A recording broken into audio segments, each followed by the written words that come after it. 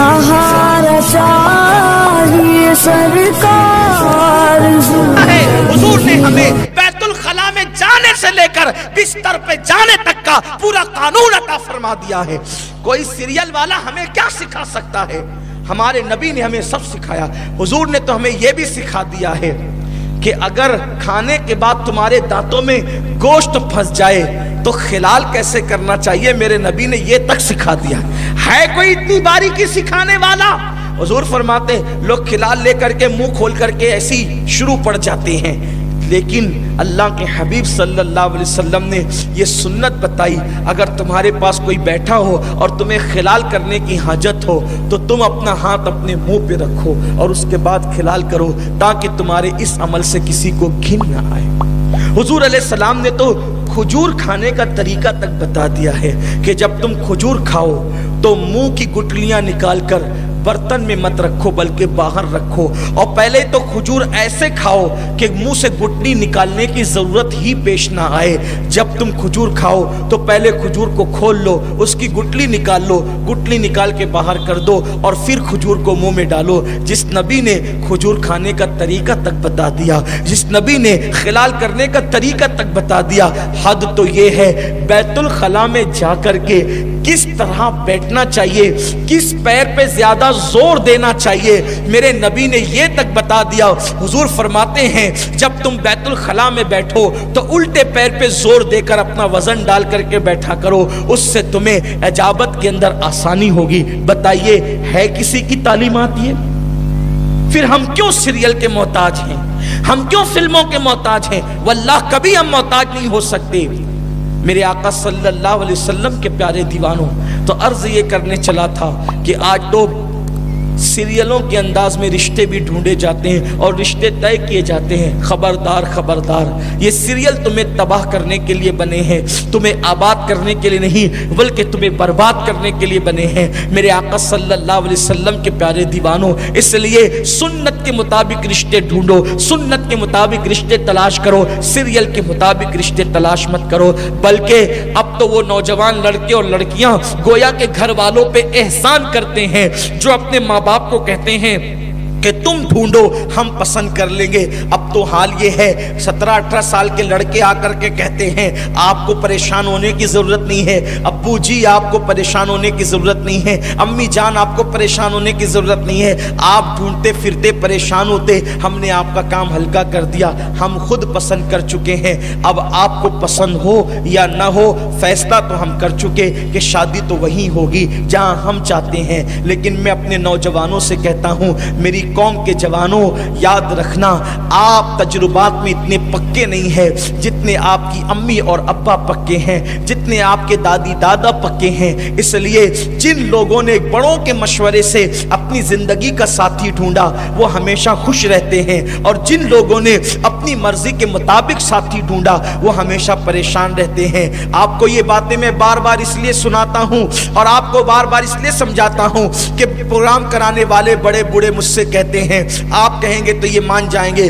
और खुद लोग मेरे पास भी आकर के कहते हैं। अभी शायद कल ही की या परसों की बात है कि एक सफर में मैं हाफिज साहब के साथ था, एक साहब का तस्करा निकला कि बीवी बहुत परेशान कर रही है, बहुत सता रही है, ऐसी कि यहाँ से ले जाती है उधर, उधर से ले जाती इधर।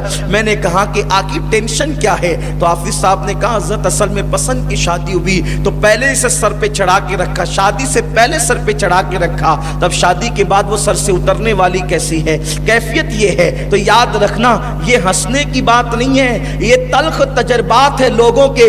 खुद तजुर्बा करने की बजाय लोगों के तजुर्बे से फायदा उठाओ। अगर तुमने लोगों के तजुर्बे से अपने आप को आगाह नहीं किया तो तुम लोगों से अगर इबरत हासिल नहीं करते तो तुम लोगों के लिए इबरत बन जाओगे। तो याद रखना ये पसंद की शादियां ऐसी तबाही की मचाई हुई है। जब बात क्या होती है, उसको बहलाने फुसलाने के लिए खूब लल्लू पप्पू करते हैं, ऐसा जी वैसा जी, ये जी वो जी, आपके लिए ऐसा ایسا ویسا، تارے توڑ کے لائیں گے، چاند بچھا دیں گے، یہ کر دیں گے، نئی دنیا بسا دیں گے، یہ کر دیں گے، وہ کر دیں گے، خوب باتیں ہوتی ہے۔ اب جب وہ سر پہ چڑھ گئی یا وہ سر پہ چڑھ گیا تو اب شادی اگر ہو بھی گئی تو نبھا بڑا مشکل ہوتا ہے، اس لیے کہ قرآن کہتا ہے الرجال قوامون علی النساء کہ مرد عورتوں پہ حاکم ہے۔ جب اس کو پہلے سے جی جی حضوری کی عادت پڑ گئی تو پھر وہ اب شادی کے بعد آپ کی سننے والی کب ہے؟ میرے آقا صلی اللہ علیہ وسلم کے پیارے دیوانوں، یہ بات بھی یاد رکھیں، اللہ کے رسول صلی اللہ علیہ وسلم فرماتے ہیں بیوی کے ساتھ اس میں سلوک کرو، لیکن جو اپنی بیوی کا غلام بن جائے اللہ اس کے رسول نے اس پہ لعنت فرمائی ہے۔ جورو کا غلام بننا بھی جائز نہیں ہے اور بیوی پہ ظلم کرنا بھی جائز نہیں ہے۔ اسلام مذہب اعتدال ہے۔ تو ڈھونڈنے میں جو آپ کی چوائس ہے اس میں آپ تھوڑا سا نیچے آئیں، زمینی حقائق کی طرف آئیں، اپنی زندگی کی طرف آئیں، زندگی کے لیے کون مفید ہو سکتا ہے اس کی طرف آئیں، زندگی کے لیے کون مضر ہو سکتا ہے اس سے بچنے کی کوشش کریں۔ صرف سفید رنگ یہ کیا ہے؟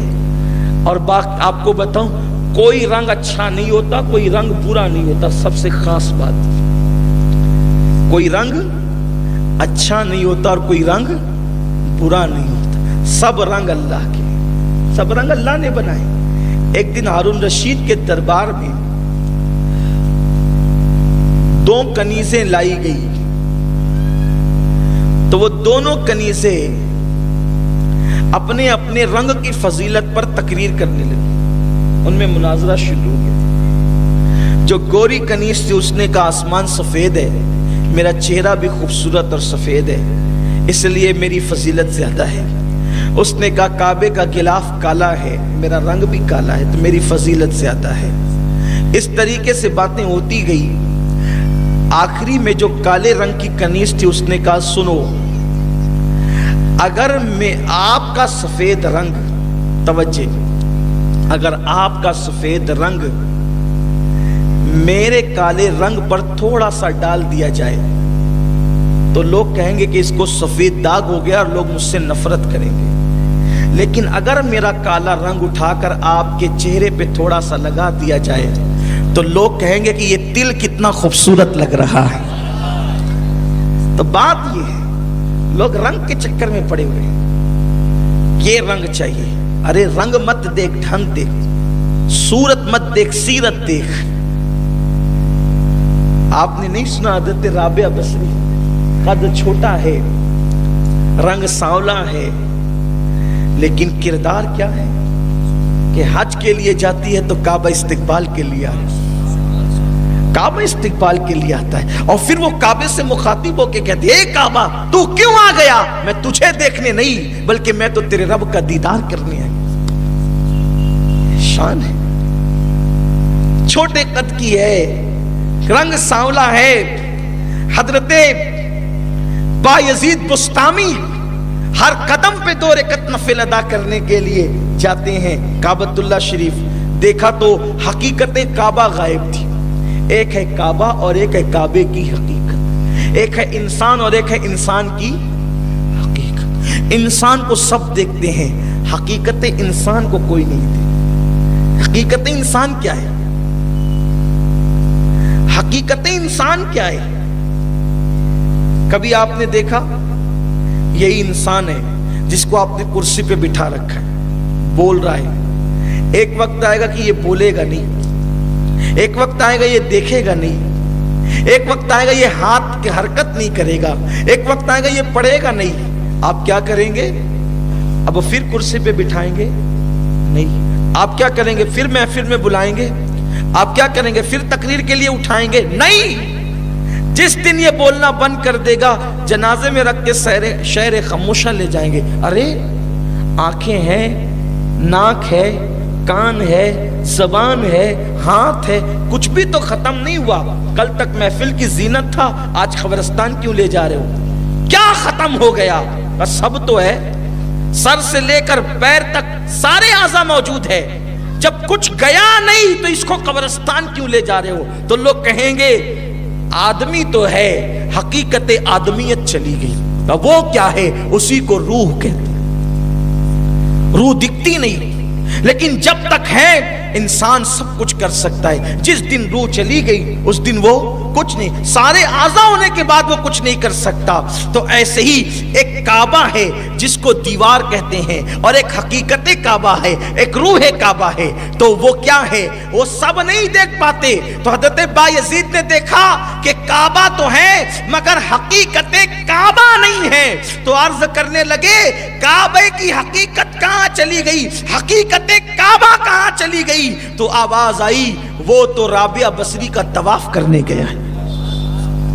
یہ ہے رنگ کیسا ہے, رنگ کیسا ہے لیکن کردار کیسا ہے, رنگ کیسا ہے لیکن شان کیسی ہے.